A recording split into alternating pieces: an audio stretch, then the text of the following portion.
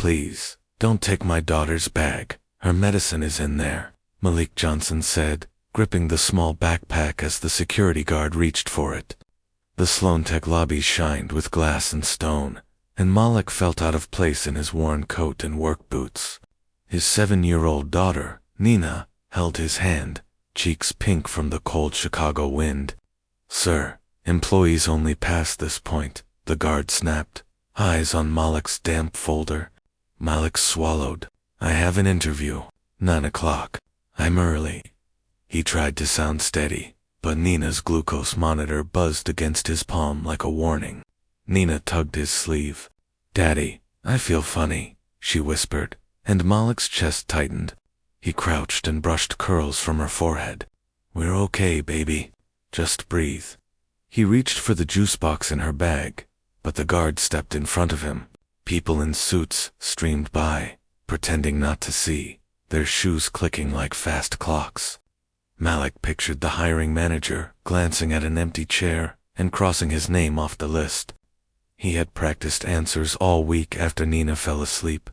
He had promised her pancakes if he got the job. He had promised himself a life where rent wasn't a monthly cliff. Sir, if you're here to beg, take it outside, the guard said louder. Malik flinched at the word. He wasn't begging. He was trying to keep his child safe. The elevator chimed behind them, and a group stepped out, making the lobby go still. In the middle was a woman in a sharp navy coat, walking fast, face set like stone. The guard straightened. Morning, Ms. Sloan.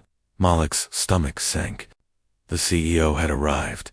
Meredith Sloan moved like the whole building belonged to her, and everyone around her kept a careful distance. She stopped when she saw Malik and Nina near the front desk, and her eyes went to his boots, then to the backpack. What is this?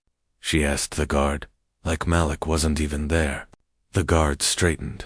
He says he has an interview, ma'am, but he won't hand over the bag. Meredith's mouth tightened. This isn't a shelter, she said, loud enough for the lobby to hear. Heads turned. A phone rose. Recording. Malik felt heat crawl up his neck. Ms. Sloan, I'm here for the 9 o'clock with talent, he said, careful and polite. My daughter's school had a pipe burst. I couldn't leave her alone. Meredith's gaze flicked to Nina, then away. People bring stories, she said. Security? Remove him. Malik's stomach dropped. Please, just let me give her juice, he said, lifting the bag. Her sugar is low. The guard hesitated, but Meredith's stare hardened. Not my problem, she snapped. The words hit Malik harder than the rain outside, because they sounded like the world had decided his child did not count. Nina swayed, her knees bending like they forgot how to work.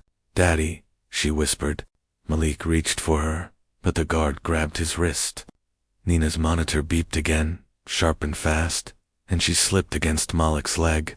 A woman in a beige suit gasped. Meredith finally looked down, really looked, and she saw the medical bracelet on Nina's arm and the fear on Malik's face. Her own face changed, fast as a door slamming open. Let him go, she said, and for the first time her voice sounded scared. Meredith's heel stopped mid-step as Malik dropped to his knees, both hands on Nina's shoulders. Juice, baby, sip it, he said, tearing the straw into the box with shaking fingers. Nina's eyes fluttered like she was fighting sleep. I'm cold, she murmured. Malik looked up at the guard, voice tight. Stop staring and call medical. The guard blinked, then reached for his radio. Meredith lifted a hand, fast. No, she said, sharper than before. Call 911. Now. Her voice had lost its steel. It sounded like panic. An employee ran from the coffee bar with napkins. Another woman knelt beside Nina and asked, Sweetheart, can you hear me? Malik stayed close, blocking the crowd with his body, the way he did on busy sidewalks. He hated that people were watching, hated that his daughter had to be a lesson for strangers. Nina finally drank, and color returned to her face in slow steps. Her monitor beeped softer. Malik let out a breath he didn't know he was holding. Meredith leaned down, keeping her distance like she was afraid to touch what she had broken. I'm sorry, she said. The words looked heavy in her mouth. Malik didn't answer. His eyes stayed on Nina. My interview, he said finally, not loud, but it cut. I was early. I followed every rule. And you still made me feel like dirt. Meredith's cheeks flushed. I didn't know, she whispered, then stopped, because she did know one thing. She had not cared to ask. Paramedics arrived and checked Nina right there on the lobby floor. When they said she could go home, Malik stood, holding Nina against his chest, her head on his shoulder. Meredith walked with them to the door. Let me make this right, she said, pressing a card into his hand. Come back tomorrow. I'll personally sit in. Same time. Malik stared at the card, then at her. My kid isn't a meeting you can reschedule, he said, and he walked into the rain. That afternoon, Meredith sat alone in her office, the city gray behind the windows, and replayed the scene like a bad video she could not shut off.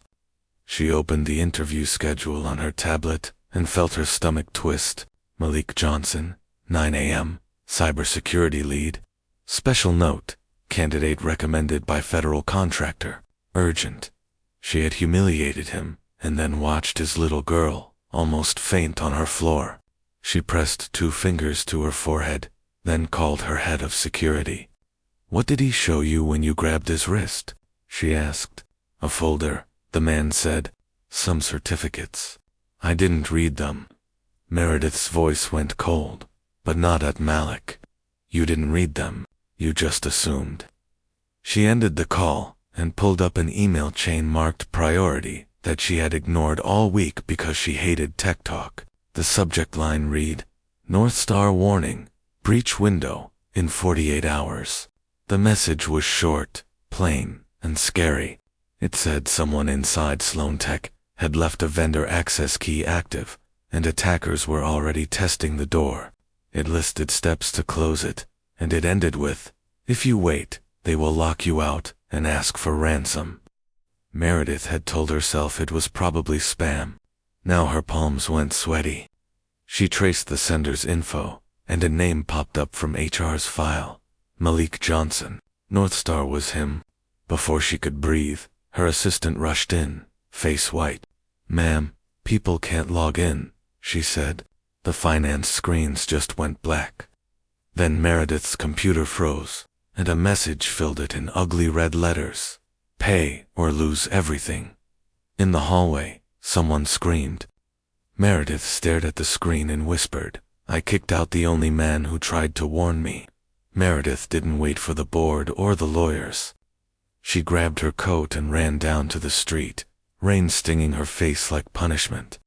She called the number on the card she had shoved into Malik's hand, and it rang until she thought he would never answer.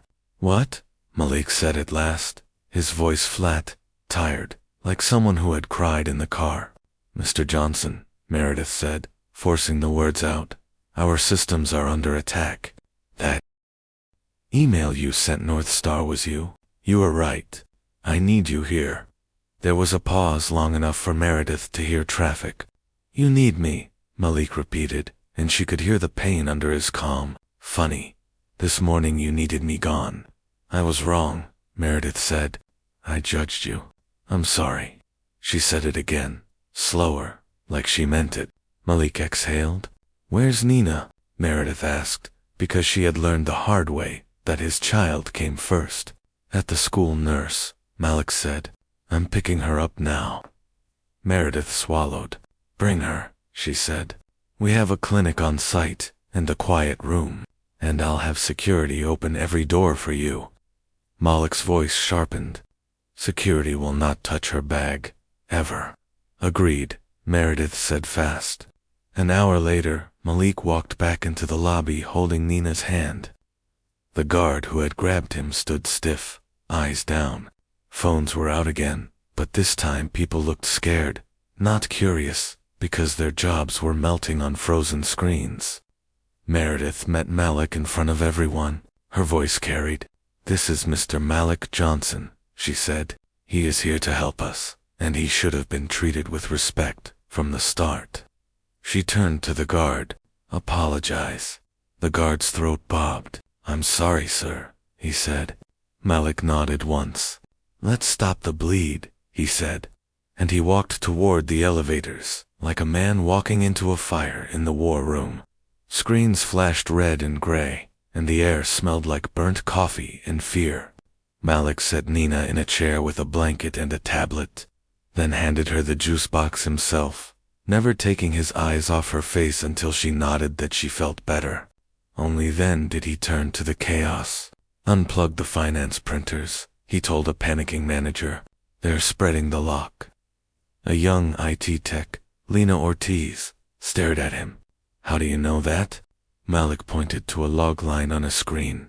Because they're using the old vendor tunnel. Same pattern as the test pings I warned about. Meredith watched him move, quiet but sure, not wasting words, not wasting time. The attackers pushed a timer onto every screen. 40 minutes, then a message popped up with a Bitcoin address and a threat to leak payroll and customer data. The board called Meredith, shouting through speakerphone, telling her to pay and save the stock price. Meredith's hands shook, but Malik's voice stayed calm. If you pay, you teach them to come back, he said. We cut the tunnel, we rebuild clean, and we find the person who left the door open. Lena pulled up the access key history. One name kept showing up, refreshing the key, again and again, even after Malik's warning email. It wasn't a hacker name. It was an executive badge. That's the Chief Operations Officer, Lena whispered. Meredith froze. Graham Bexley, she said, like the name tasted bitter. Malik looked at her. He had the power to shut this down, he said softly. He chose not to.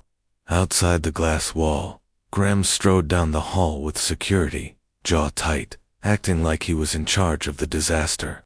Malik turned back to the screens. Lock the building network, he said, and don't let him touch a keyboard. Graham Bexley pushed into the war room with 2 aides, smiling wide. Step aside, he told Malik. You're a contractor, not staff. Malik didn't move. I'm the one keeping your company alive, he said, voice even. Graham's smile cracked. Meredith, you can't let him run this. People are watching. Meredith looked from the frozen screens to Nina sitting in a chair, then to Malik's hands flying over the keyboard, steady as a surgeon. People are watching, she repeated, and her voice grew firm. So are the logs. She nodded at Lena. Put Graham's key history on the main screen. The room went quiet as the evidence filled the wall. Graham's badge, the vendor tunnel, the renewals after the warning. Graham's face drained. That's not what it looks like, he said fast. I was trying to keep operations moving. Malik turned, eyes hard. You kept it open so your friend's vendor wouldn't lose a contract, he said. You gambled with payroll and patient data for a bonus. Graham lunged for the laptop, but Meredith's security chief stepped in and blocked him. Call Federal Cyber, Meredith ordered. Now? Minutes later, agents arrived, and Graham's cuffs clicked like a period. In the lobby, employees gathered, shaken and angry. Meredith stepped onto a bench so everyone could see her. Malik stood beside her with Nina in his arms, her face sleepy but safe. Meredith took a breath that sounded like it hurt.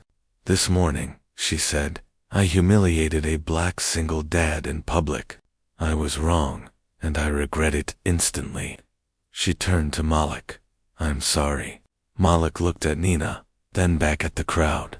Respect shouldn't be a surprise, he said. 2 months later, the lobby felt different. The guard station had a sign that said, Ask first, assume nothing. Malik noticed it every morning when he walked in, holding Nina's hand. Her backpack bouncing, her braids swinging as she talked about math class. Malik wore an ID badge now, not because a badge made him worthy, but because he had earned his place the hard way. He had taken the cybersecurity lead job, with a salary that meant groceries without counting pennies, and a health plan that covered Nina's supplies. Meredith had also opened a small on-site childcare room for parents in emergencies, and she made the board fund it by cutting one party. One Friday, Meredith asked Malik to join a town hall. The atrium filled with workers from every floor, and cameras streamed it to offices. Meredith stood at the mic and didn't hide behind big words. "I used to think power meant never being wrong," she said, "but being wrong almost broke a child in my own lobby." She looked at Nina and smiled. Nina waved, proud. Meredith continued, "Malik saved his company twice, once with a warning email, and once by showing up even after I hurt him." After the talk, Meredith walked with Malik to the doors. "Thank you for coming back," she said quietly. Malik watched Nina hop over a puddle outside. "I didn't come back for you," he said. "I came back because my daughter needs a world that's safer than the one she met that morning." Meredith nodded, eyes wet. Malik squeezed Nina's hand and stepped into the Chicago day, carrying one simple truth like a shield: always look with your heart before you speak today.